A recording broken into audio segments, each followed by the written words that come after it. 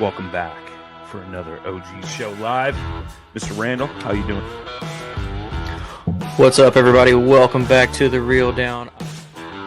Welcome back to another episode of Bass Fishing for Noobs. Hi, boys and girls. Welcome to, once again, the Bass Kayak Advance. Brother, this is the final cast. Another segment of Chasing the Tide, your saltwater connection on the paddle and fin. Welcome back, everyone. Another episode of Feather and Fur. Your host, Brad. Welcome back to the Mindset Podcast. I'm your host, Crystal. Hey, welcome back to Off the Water.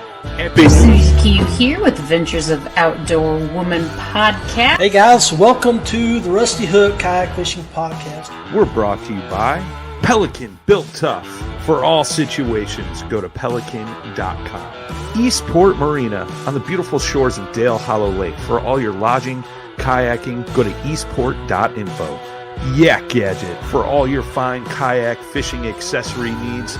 Go to yakgadget.com. Hey, everybody. Welcome back to the Reel Down on Paddle and Fin. Jimmy, he's out tonight. Wasn't feeling too good, but still going to have a great show. We also had one of our guests canceled, but that's all right. We're going to roll on. We have the Chad Davison. He won the it's the Big Bass 250 Open Kayak Tournament put on by Echo Pro Fishing on Lake of the Ozarks, Missouri last weekend, and the man won $10,000 for a bass. So that's about as awesome as it gets. So go ahead and bring him on here. How you doing, man? Great. How's it going? Good. Thank you for being on. I really appreciate it. Yeah, glad to. Yeah, you've never been on the show before, right? No, this is the first time. There you go. Well, go ahead and tell everybody who you are, man. Yeah, my name's Chad Davison.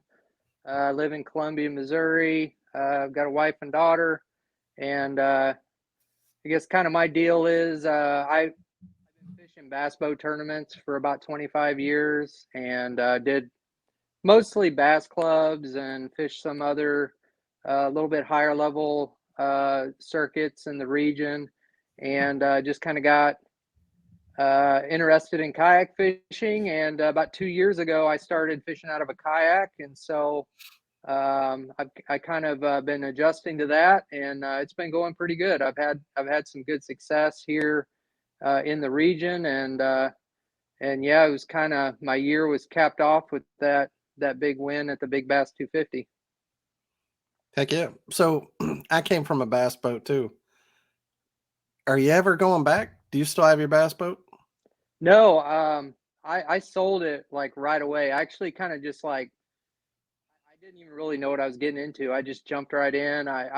While I was fishing some bass boat tournaments, I kept seeing the kayak guys, and it really intrigued me. I got interested in it, and basically put my boat up for sale and bought a kayak without even knowing what I was doing. And I haven't regretted it. I maybe will buy another boat. I doubt I'll buy I had a 21-foot Ranger Z21, and I doubt I'll buy a big glass boat probably ever again, but maybe someday I can see getting maybe an aluminum boat or something like that. But as far as tournament fishing, I think I'm gonna stick to the kayak. It's a blast. I love it. Yeah, I do too. I keep trying to think like where are the differences and how. I don't know if I can. Do you have any way, like, how whenever you're talking to your bass boat buddies, how do you explain kayak fishing to them, how it's different and why you like it? Well, I mean, what probably was the biggest draw for me was like the cost, the cost savings by fishing out of a kayak, not having to, I had a payment on my boat, and the insurance and taxes, and then the gas, you know how much gas And they the burn, maintenance. and the Yeah. maintenance. Yeah, I was like, everything that you have to fix on a bass boat is like $1,000. It seems like no matter what breaks, it's like $1,000 or more. And the last year that I fished out of my bass boat, I was really pushing kind of the limits of my my knowledge of navigating some of the lakes around here, trying to get way up into some of the upper like river arms and stuff, a lot of timber. And I hit I bent 2 prop shafts and Mm. had to have my prop shaft replaced twice. And then I also hit a tree on plane like pretty hard Ooh. and did 10 grand worth of fiberglass damage to the bottom of my boat. And I mean, I just got it just took the fun out of it for me. So, right away, like, kayak, you can get up into those, hard to reach areas, and you're not having to worry about hitting trees. You're not having to worry about how much gas you're going to burn to get up there and all that kind of stuff. So, that part of it I really like. But then the part that I didn't even really realize was like I just feel more connected to the Yeah. water because you're closer to the water. And I fish out of Old Town Autopilot, so Okay. it's kind of like, I mean, I stand up It's a almost small boat. 100%. Yeah. I stand up almost 100% of the time, and using the trolling motor, I can fish out of it kind of like I did in a bass boat, as far as how I work the banks and boat positioning and stuff, except I actually feel like I have more control in the kayak. If you're fishing around like a lot of trees and stuff, it's easier to get through narrow openings. If you're fishing around a lot of docks, you're not having to worry about banging your fiberglass boat into the docks, and you can just get right up against the cables and fish behind docks. So much easier to like turn around in between them and stuff like that. And so, I mean, I found that I can actually navigate a lot of those tight areas easier than in the bass boat. So much more stealthy. I feel like you catch fish that you wouldn't catch out of a bass boat because, just the water displacement of a big boat pushing that water as you're moving through. I think the fish can feel it. And when you're in a kayak, sometimes you catch fish like 5 feet away from you, and they just don't even know you're there. So, I mean, I could probably keep going, but there's Yeah. so many advantages, I feel like, to fishing out of a kayak versus a bass boat. What kind of electronics do you have? I mean, are I you mean, full out? I run a pretty basic setup. It's the Garmin 93 SV. Yeah. Side scan, down scan, got GPS and all that, but I don't have like live scope or 360 or anything like that. I did have live scope on my bass boat. I ran it for probably about a year and a half, so I kind of know what it's about. And what I found for me personally is it was a distraction. And while it was useful at times for like finding brush piles or being able to drop shot and see fish and stuff, a lot of times I was chasing fish that I just couldn't catch. And a lot of times I was getting frustrated seeing fish come up to my bait and they weren't biting it. And it was just kind of a distraction for me. And, since I've been in the kayak, it's been 2 years now. And I've kind of in the back of my mind thought maybe I'll get live scope at some point, but I'm doing pretty great. I've won 2 Angler of the Year titles this year. I've won some big money, and I don't have live scope. So I'm like, why do I want to change now when I'm having success? So I'm a little Yeah. bit scared to get it because I'm afraid it might actually be a distraction. But Oh yeah, for sure. Well, once you I get mean, I on know. roll, don't mess with it till you come off your roll. Right. Yeah. I don't even want to wash my boat because, it's like I got this scum line on it, but I keep doing well in tournaments. So I'm like, well, I don't want to wash it off yet. That's right. Heck yeah, man. So, so this event was on the Lake of the Ozarks in Missouri, where you live in Missouri. Right. Can you tell people about the lake that haven't been there before? I haven't been there either. So, Yeah. Lake of the Ozarks is, I mean, I feel like it's been ranked one of the top lakes in the country. It's got a great population of bass, like 3, 4, 5 pounders are very normal, and occasional 6 pounders, and every once in a while it's 7, but the tournament weights, it's not unusual for it to take between 20 and 25 pounds to win tournaments. It's full of boat docks. I mean, that's kind of what it's known for. It's got a tons of shoreline and just a lot of coves and lots of just, it's almost some banks are just covered with docks. And if you don't like fishing docks, you're probably not going to like the lake very much. There are some parts of it that are open bank, but man, it's primarily docks. A lot of man-made brush piles, It's got really good crappie fishing as well. It's primarily rocky banks. The big thing, it's kind of like typical for the Ozark region lakes, is like rock and rock transitions, being able to pattern fish. Different times of the year they'll get on certain type of rock. All that kind of stuff comes into play. So yeah, it's a pretty deep lake. I think probably close to a couple 100 foot deep at its deepest point. And the water color kind of tends to range from, I'd say it's somewhat clear lake, probably around 2 foot of visibility is kind of the norm. Sometimes a little more, sometimes a little less, depending on what part of the lake you're on. But it's part of like a river system, Truman Lake, if you've ever heard of it. Truman Lake dumps into Lake of the Ozarks. It runs through Lake of the Ozarks and then out into the Missouri River. The Osage River goes into the Missouri. So it's got a dam on each end of it. And, at times there's current flow, and it kind of like the bite will change depending on what they're doing with the dams and stuff like that too. It's all 3 species, right? There are smallmouth, but they're not very common. If you go up, some of the tributary arms, if you go way up, there are some smallmouth, but very, very, pretty rare for them to be weighed in tournaments. It does happen occasionally, but it's primarily largemouth, and then it does have a pretty good population of spotted bass, but they don't usually get that big. A 15, 16-inch spotted bass is, pretty good one there. So. All right. So tell me about your practice, man. Did you get out there before the event? Yeah, I only live about an hour and 15 minutes or so from the lake. And my family actually has a place on the lake. So, I mean, is that your home lake then? Yeah, I would consider it my home lake. I fished it my whole life. Back when I fished bass boat tournaments, it was probably the most common lake that I fished.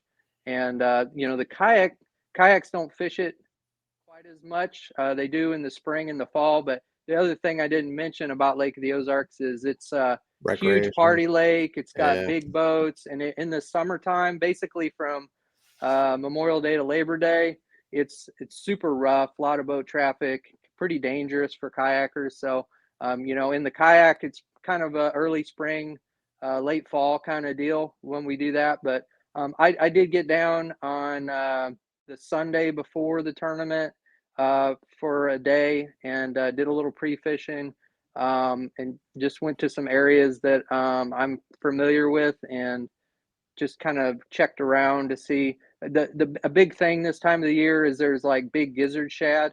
And when you see those big gizzard shad on the bank, they get up there like real shallow. You'll see their backs, like their fins sticking out of the water sometimes, and they get in groups. If you can find like the big, they call it like the big black rock. It's got like algae on it, and the gizzard shad will get on those rocky banks. Then usually bigger bass are around them. So a lot of times when you're pre-fishing, you're just kind of looking around for those big gizzard shad.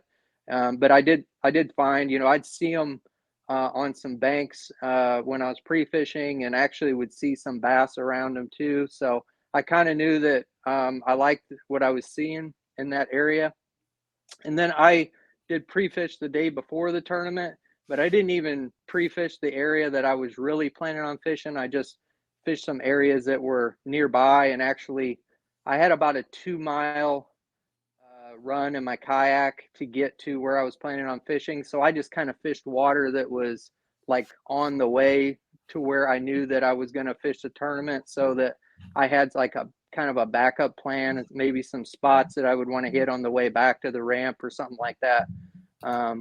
But I kind of hate to fish. Like if I know I want to fish an area in a tournament, I really don't like to pre-fish it very much, like the day before the tournament. I see that so much. I mean, I see it almost every tournament, guys. Hey, like I caught them in practice here. They were great. Yeah, you caught them in practice. Yeah. Hey, did you have, because this was a big bass event, what was your strategy? Was it just, you obviously had a good area, you knew what you were looking for. Was it, I'm throwing big baits and I'm going for a big one, or were you trying to catch a limit? What was your strategy going into it?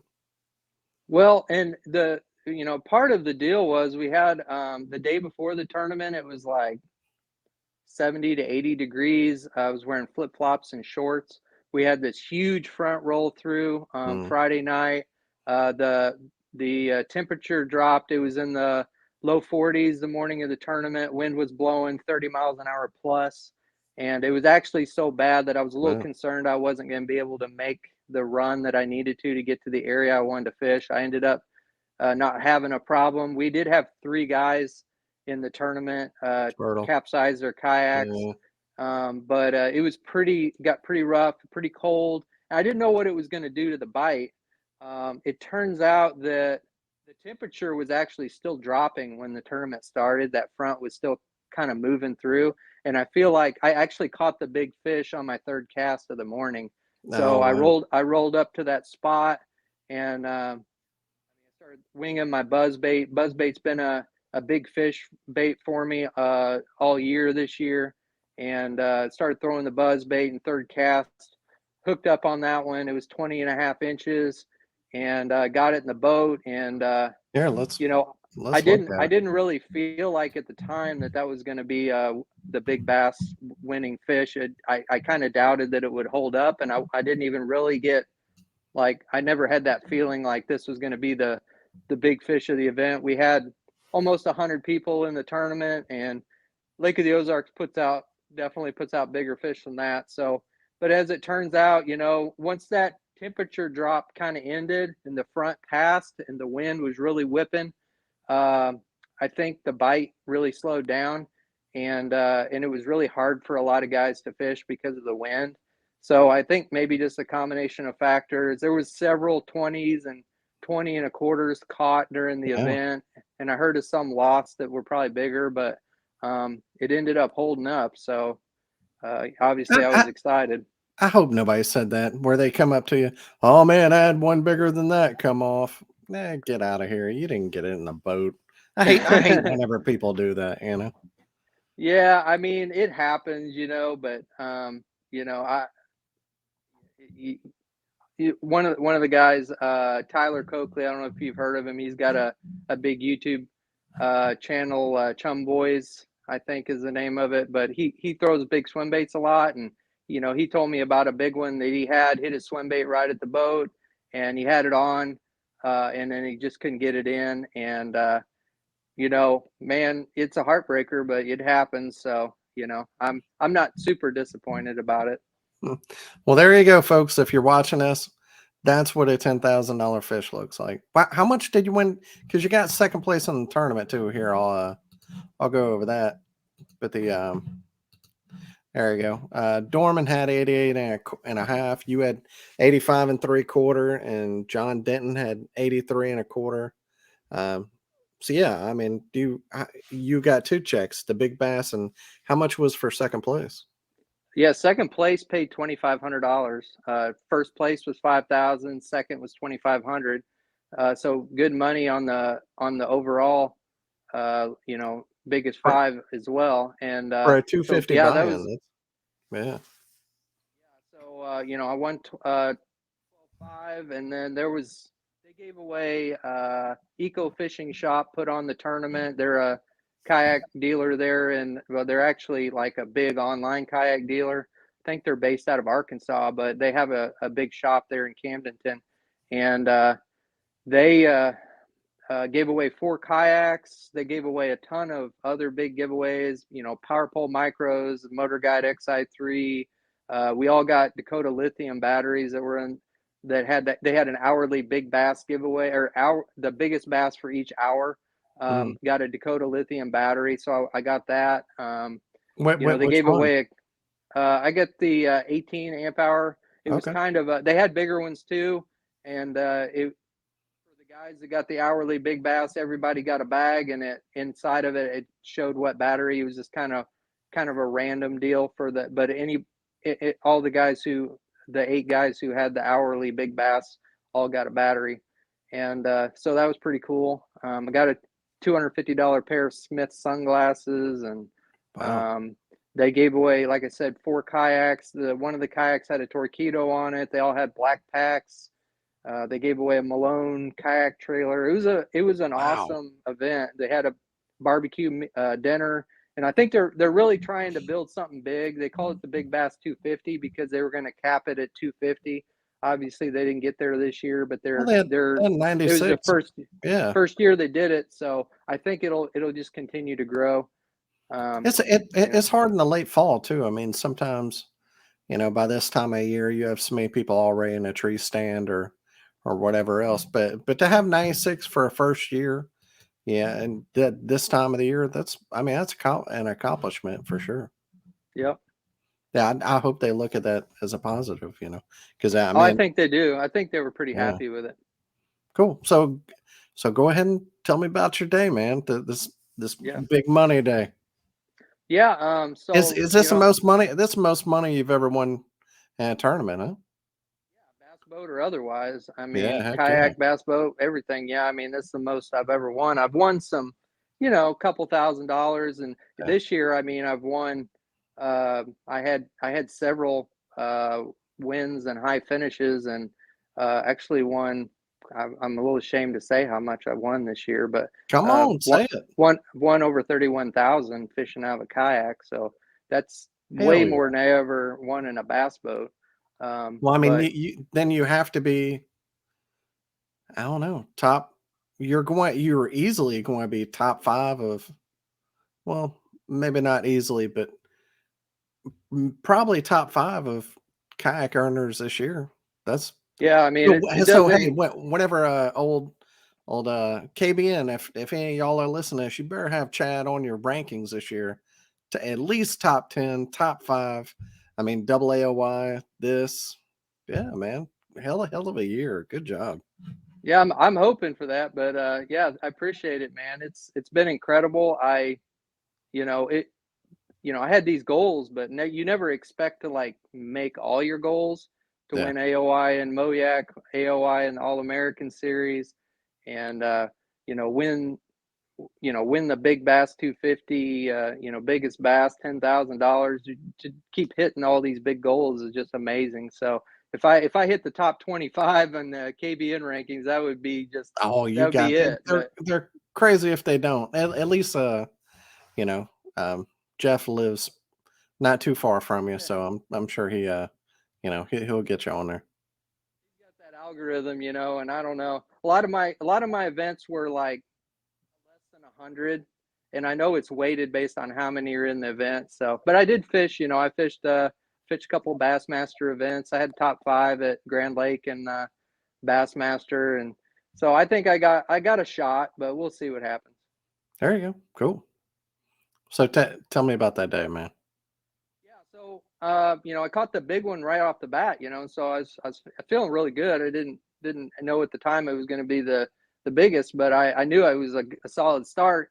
And I fished around. I actually there was a bank kind of adjacent to it that had a point, just a rocky bank with the wind blowing on it, and right amount of wind is kind of a big deal. There's a lot of leaves right now, so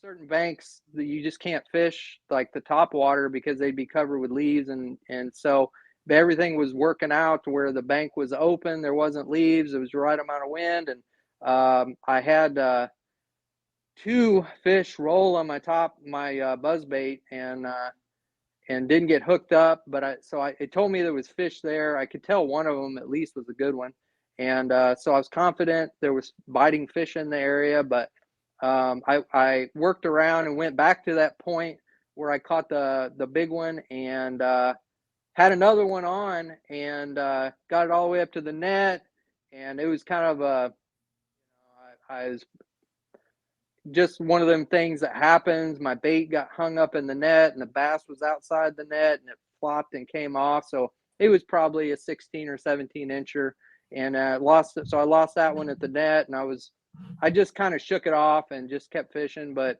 in the back of my mind was wondering if that was going to hurt me later. But Yeah. then after that would that have put you in first, huh? Yeah, I probably would have. I think I needed like maybe a 17 and a half or something like that, but so it very well could have. But I went to a long dry spell after that, and like I said, after the temperature drop kind of got done and it bottomed out, and I think whatever the barometric pressure or whatever the cold front, it was post front, the bite seemed, for at least for me, it really shut down, and I went for a couple hours without a bite, and so there's kind of a reliable pattern this time of the year at Lake of the Ozarks that a lot of us who fish tournaments there know about, and it's not usually good for big fish, but it's usually good for, like, you can go out catch a limit of Kentuckies pretty quick, and so I there was a big marina dock with the wind blowing right in on it. And usually what happens is if you can go on the outside corner of the dock that has the wind blowing right into it, they'll kind of stack up on that outside corner, and you can catch them on a little swim bait or a jerk bait or a small crankbait or something like that. And so I did that. It was pretty brutal because the wind was blowing about 25 to 30, but I had that spot lock, and I could Yeah. spot lock right out there on that dock corner. You, And you had the right boat on the right day. yeah, it was definitely, it was key. I couldn't have done what I did without that.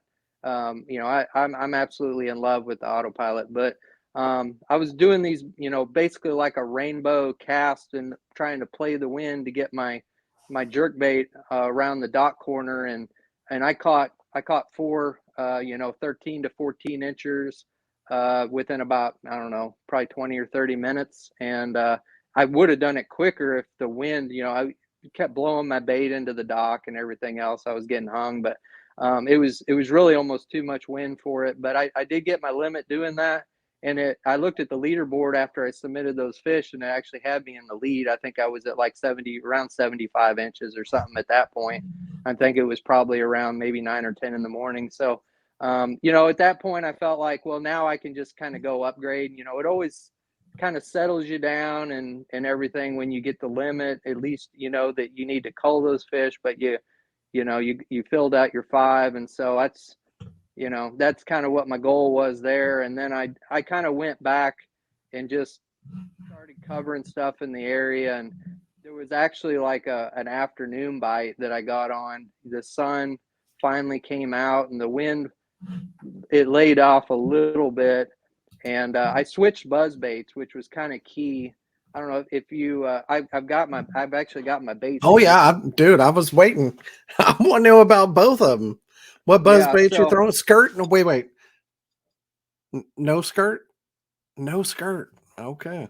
Wait, there's a local group we've been having a big discussion on. What? Wait. This is a Crocagator X-Bite head knocker buzz bait. And this is it's a Crocagator. Crocagator. Okay. Yeah, Crocagator Bait Company. They're one of my sponsors, and they've got their buzz baits are known throughout the country. They're one of the best buzz baits out there. But they came out with this trailer this year. It's called an X Toad, and it's made specifically for this. The X-Bite buzz bait is sold without the skirt, and it's just got a keeper. And then this Toad, I'll show you. This is one that's not on the buzz bait. If you can see that, it's actually got a hole kind of molded in there. And what you do is you thread your trailer hook through the toad, and it's got that hole. And then when you thread the toad onto your buzz bait and you run it through that hole, it locks your trailer hook in place to where it's always in the perfect position. And it kind of eliminates, like the legs and stuff. They're made so that I'm not going to say they never get tangled up in your trailer hook, but it's pretty rare. And then this head knocker, it's got that, it knocks against the head, and it makes a sound that they just can't resist. It really calls the big fish. And so I actually caught big bass of the tournament at Bull Shoals I think it was in September. It was a 22 1/4, I believe. I've caught several 22s on this bait this year, but it catches big ones. But what I was going to say is the trailer hook one that they sell, or is that just like it's just a standard trailer hook. Gotcha. Okay. I usually use like a 2/0, and kind of I think maybe Strike King sells one that's got the little plastic cover that goes over the eye. There's some of them they have that's like a black plastic cover that's kind of round and it slides right over that eye, and it kind of works the best. Actually, that's not what I have on here, but it sits down in that little hole a little bit better. But pretty much any little trailer hook, I like I said, I like a 1/0 or a 2/0, and you can still use that little plastic keeper, but the threading it through the back of the toad, it just holds it right in that perfect position where you're going to get more hookups that way. Wow. Man, can you explain how what's your choices for? I mean, if you're watching this, I just showed Crockett Gator. They have a bunch of, nickel blades, gold blades, white painted blades, red head, gold. What's your decisions whenever you're doing that? Do you have a system that you like? Yeah, I mean, I keep it pretty basic, but the black head with a gold blade is just my day in and day out. That's my go-to. I throw it probably 3/4 of the time, and I use the 3/4 ounce at this event because it's got a bigger blade. It's actually got, this is getting pretty technical, but it's called an offset blade design, where if you look at the wire is all on one side of the blade versus let's see here. This is the other one I threw later in the day, and this is the 1/2 ounce, and you can see this is a line through blade. So what that does is the wire starts on one side of the blade and ends up on the other, so it goes right through the middle of the blade, and that gives it a tighter spin versus a offset blade. It's going to have more of a wobble because the blade is on one side of the wire, so when it turns, it's going to wobble a lot more, and it gives it a little bit more of a more action, I guess. And I feel like it, at times that's going to draw bigger bites. Honestly, I've caught probably most of my big fish this year were on the 1/2 ounce, which has the line through blade, and that's what I throw most of the time. But the 3/4 ounce is just kind of known at Lake of the Ozarks this time of the year for catching big fish. So that's just kind of like a history deal that I've just kind of knew that. But day in and day out for me, and this has got a different trailer on it, but this is the 1/2 ounce X-Bite head knocker buzzbait, and obviously the nickel blade, and it's white. And the reason I chose this is in the afternoon. The water was pretty clear. I'd say it was probably between 2 and 3 foot of visibility. And they were chasing shad, obviously, in the afternoon. I could see them chasing. And I felt like having the swim bait on there, going to the nickel blade in the bright sun, it just felt like a more natural presentation for me. The only bad thing is on, using the swim bait, I've tried to use the trailer hook with the swim bait, and it just doesn't work that great. The tail, like every other cast, the tail's getting hung. Yeah. And so I took the trailer hook off, and it's kind of a gamble, but I actually ended up catching an 18 3/4, and on this actually, if you remember, I had said there was a bank early in the morning where I missed a couple fish. I went back over that bait in the afternoon with this buzz bait and caught a fish in almost the exact same spot. So I don't know if it was the same fish. It might have been, but it was an 18 3/4. So I was my second biggest fish, and that was a huge deal. The other thing I did when the sun got up, and obviously, like I said, the docks are a big deal at Lake of the Ozarks. Once the sun got up in the afternoon, I started throwing this. It's a Zapper jig. It's a 3/8, just kind of like a flipping hook, and color was Ozark craw. Had a beaver as a trailer, and skipping the jig around docks underneath of them, between the floats and behind the walkways and all that kind of stuff is kind of another go-to deal at Lake of the Ozarks. And so, this was something I caught some fish in practice on, and I caught 16 and can't remember, 16 and a half, 16 and 3/4, another 15 and a half, and another, I think 14 and 3/4 or something. Skipping this around the docks. One of them I just pitched it up to a dock corner and in like 25 foot of water, and it fell about maybe 5 feet, and then I kind of picked up on it, and it was heavy, and it ended up being the 16 and 3/4. Sometimes they just suspend underneath the docks, and when you pitch the bait up, I think it looks like, a lot of times you'll see those bluegill and sunfish around the docks, and if you just drop that down in front of them, they'll hit it, and they're just suspended under there. And then other times there's like concrete piers and stuff that are, underneath the walkways, and there's all kinds of cables and gnarly stuff.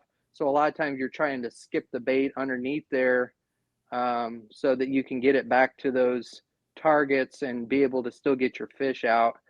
But that was kind of my strategy for the afternoon. I caught one more good one on the buzz bait, and then the rest on the jig. Do you always use a beaver style trailer, or was that you just wanted less action?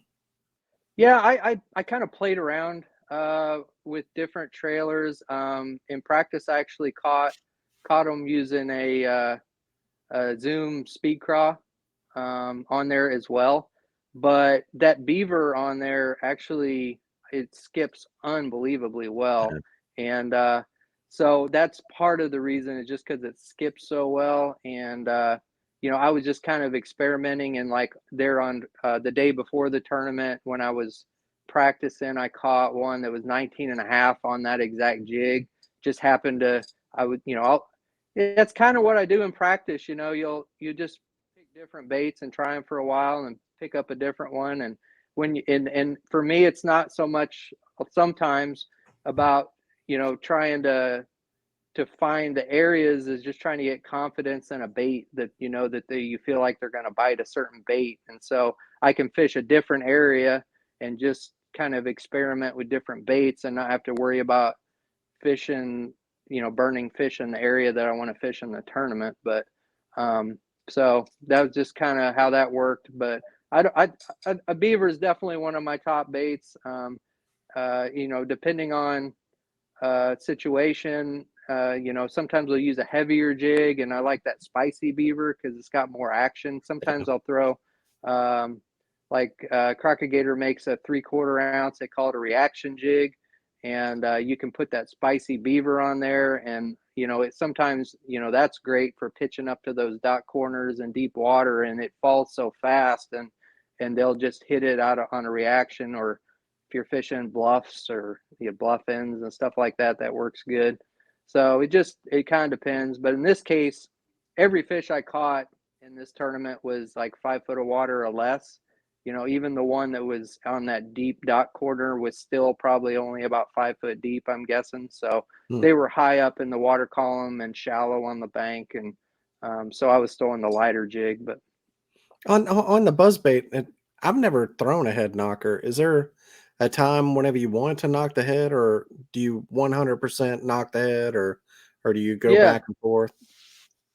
I would say it's 100% of the time. For me, it's been probably more times than not. They want that thing knocking as loud as you can get it, and it's kind of one of the things you got to learn about these buzz baits is, especially fishing around the docks and stuff. They'll get out of tune, and you got to keep tuning the wire so that it's hitting the head just right. But I'd say most of the time I'm having it knock the head pretty hard, but you always experiment with just bending the wire up so it doesn't knock on the head and it just kind of chugs. And actually, I kind of feel like in the afternoon, I was slowing this one down to where it was still hitting the head, but it was actually kind of going underneath the surface a little bit more, where it was more of a chugging or gurgling. and I would almost consider it more of like a wake bait than a buzz bait, because I wasn't right on the surface. It was actually a little bit subsurface. So, and I've seen that work at times too, where you fish the buzz bait almost like you would a wake bait or something. What's your rod, reel, and line setup? Yeah, so I always throw it on braid, primarily like 40 or 50 pound braid. And depending on which one, like the half ounce buzz bait, I'll throw it on just a regular 7-foot medium heavy fast action rod. And then like if I'm throwing the 3/4 ounce, sometimes I'll upsize my rod. On this one, I actually knew I was going to be throwing a buzzbait a lot, so I had both rods ready, and I had a 7'3" medium heavy. So it just gave me a little bit more rod for the heavier buzzbait, and it kind of depends too. Like if you know because one thing about the buzzbait, especially with that X toad on there, it skips really good too. So you can fish it around those docks where you have the cables, and you can actually skip it underneath there. So if I'm doing that, I kind of like the shorter rod. It makes it a little easier to skip the bait. But That toad looked like a really good skipper too, like just how flat it is. Yep, for sure. And you know, they got it in 4 colors. They've got gray, they've got kind of a yellow color. It's kind of an old school yellow, and then a pearl white and a black. And it's just something new they come out with this year for their buzz baits, and it's been super hot. They were sold out of them for a while, but I think they're kind of caught up now. But they, if you go to crockegator.com, you can check them out. Which one was it that was in really high demand? The X Toad, that Toad trailer that goes on the X Bite buzzbait. Oh, I thought you were saying there was a certain color. Oh no, like all of them have been. I'd say probably the white and the black and the gray.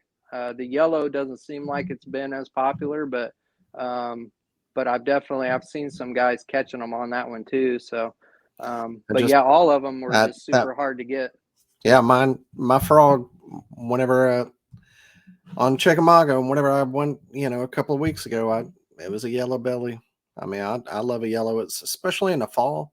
It seems like over mats and stuff like that, that brim, whenever you hear brim mats really popping, just a yellow belly is the deal to me, at least. So yeah, and that, I mean, they kind of market it as a trailer for the buzzbait, but obviously it's a toad. It's also just really good Texas rigging it, and you can rig it the same way with that trailer hook, and it's pretty weedless. And they're having the trailer hook is just a huge advantage, even on just a Texas rigged toad. So, do you throw the gray too? Yeah, I did. I played with it in practice some, but for some reason, when do you throw a gray? Well, I mean, if like the gizzard shad, it's the gray, to me is like a perfect imitation of those gizzard shad. But the reason I went with black was just because it was low light, and first thing in the morning, I always just go with the black. But I ended up with that. It seemed like the bite was kind of tough, and that's why I went to the little bit smaller buzzbait with that Kitech swim bait on the back. But I could have easily picked that gray X Toad as well. It's just kind of a decision I made on the fly. Yeah, never thought about throwing a gray one. That's interesting. And always, they only have 4 colors, which is good, but you can always have a couple of marker pins with you and do whatever you want to with them too. And if you want to get crazy. Absolutely. Yeah. Well, man, I'll tell you what, heck of a year. Glad you were able to come on, and heck of an event. I mean, that's a lot of money, and that's you don't get too many opportunities like that in a kayak. So yeah, congrats, man. Yeah, I really appreciate it, man. Well, we like to give everybody a chance. Shout out any sponsors or anybody who makes fishing easier for you before we let you go. Anybody you want to shout out? Yeah, besides I'm Crockegator, because I know people right now are listening and on their phone buying Crockegator stuff. So they've got a lot of great baits, but and they've been a huge supporter of me, so I'm very appreciative of Crockegator. but I have a number of companies that I've been working with, and another one of those is Dungarees, Workwear and Boots. They're actually have a brick and mortar store here in Columbia, but they're a huge online Carhartt retailer as well as other outdoor brands. I use a number of their products. My Carhartt rain suit is a big one, but I also use dry shod, like waterproof boots whenever it's colder weather in my kayak, and those have been great for me. And I in fact, during this tournament, I had a Carhartt 2-in-1 fleece hat on. I had Carhartt base layers. All those came from Dungarees, and they got free shipping over $55 and great customer service. And you know, they're a local company, so I like supporting local companies. But you know, dungarees.com, you can check them out. And then Everhart's Outdoors is another huge sponsor for me. They're a kayak dealer. They sponsor the All-American Kayak Classic, which is a big tournament that'll be coming up this spring. And they, you know, I got my Old Town autopilot from them, and they have a great selection of Old Town and New Canoe kayaks. They also they sell guns, archery, all kinds of huge fishing section, crappie stuff. So they're located in Clinton, Missouri, which is on Truman Lake, which is right next door to Lake of the Ozarks. But they've been a huge sponsor for me, and I really appreciate their support. Also, Gorilla Grip gloves. If you look in all my pictures, I saw that. My fish pictures, I'm always wearing those blue fingerless Gorilla Grip gloves. Keep you from getting finned. They're great to hold on to your fish, protect your hands from sun during the day. And they did have a deal where they had them at Walmart for 3 pairs for like $10 or something. So they're very reasonably priced. You can wash them over and over again. So Gorilla Grip gloves, you can look for them. They're on Amazon if you want to buy a pair. And they did also have them in Walmart and Academy and other places like that. And then crank wraps. I don't know if you've ever heard of crank wraps. Oh yeah. But yeah, they're basically like a decal that you put on hard baits, Heck like yeah, crank man. baits and jerk baits. Actually, I got one here. This is a jerk bait. This is a 110. It's not actually a mega bass. I think this one's an RC stick, but this is their white crappie pattern. Basically, you buy the crank wraps and they're just like a sticker. You can apply them to baits that are old and beat up, or if you just like for kayak fishermen, they're great because sometimes you don't have the color of the bait that you want in the boat, but you can carry some crank wraps with you. You can put them on in just a few, probably like 30 seconds. You stick them on there, just press them on, and you know, change the color of your bait. So, and then another one of my sponsors is Rogue Custom Apparel. They do custom jerseys and waterproof hoodies and all kinds of stuff. So I think that's all of them. I'm working on a couple more sponsor deals, but be announcing those probably here in the near future. And really appreciate all those companies. They're great supporters of not only me but the kayak community. Most of those companies are also sponsors of the Moyak Fishing Series, and you know, Everhart's they sponsor a lot of big tournaments. So great supporters of the kayak community. So we like to support them. And how can everybody find you online, man? Yeah, so I'm on primarily Facebook and Instagram. I do have a YouTube channel, but I haven't been posting much stuff on there. But I'm Chad A. Davison on Instagram and just Chad Davison on Facebook. So I'm pretty active on both of those. There you go. Well, man, I appreciate you being on. Great year. Good luck at the what is it? You were just talking about the All-American Kayak Classic coming up. Yeah, this the team spring, event at the end of the year. Yeah. Yeah. Well, congrats. Yeah, good luck. And yeah, I'm sure I'll have you on for too long with all the things you're winning. Thanks, Dan. I really appreciate it. It's been fun. Yeah, man. All right. Take it easy. Yeah, you too. Bye.